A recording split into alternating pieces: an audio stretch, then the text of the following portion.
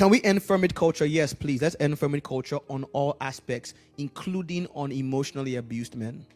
Can we agree that it's so? Let's end ferment culture across the board. In essence, stop telling women stay in a place where you're being physically battered or emotionally battered. I am all for that. I agree. It is demonic. It is wrong. It is dangerous. It is legalistic. And I do agree with those who say certain aspects of the church have been complicit in the destruction of the lives of certain people, especially women. True. As long as we can, because I know men who've been asked to ferment. I'll give you an example. A situation came to my knowledge a few years ago where a woman had told her husband, who was a preacher, I will not sleep with you for years. And I know you cannot go elsewhere because you fear God. And if I catch you sleeping on somebody else, I will expose you as an adulterer and destroy your ministry. But because I'm angry with you about something which when I was told about,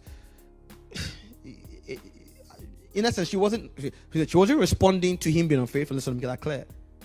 Whatever you think about the argument, a couple had an argument, and the wise way of punishing the husband was to say, and at the point in which I was brought into the situation or made aware, because it was another pastor who basically asked me for advice, right? I wasn't the direct arbiter. This had been going on for almost 3 years.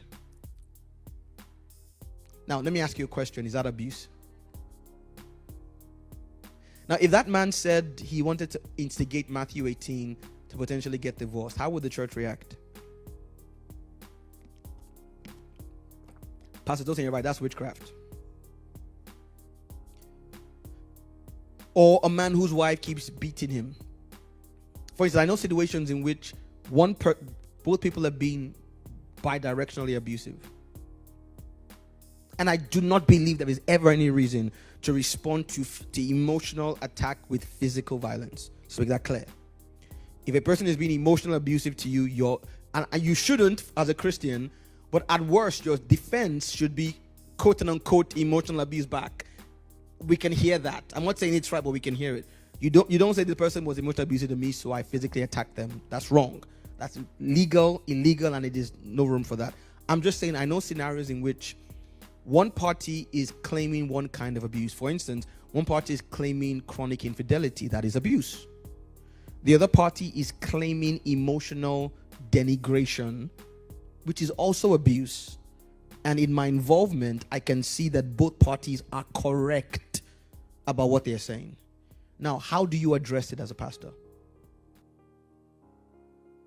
As a leader, as a community? So, I agree. End ferment culture.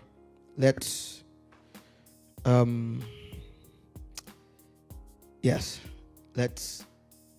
be balanced about the ferment we're ending.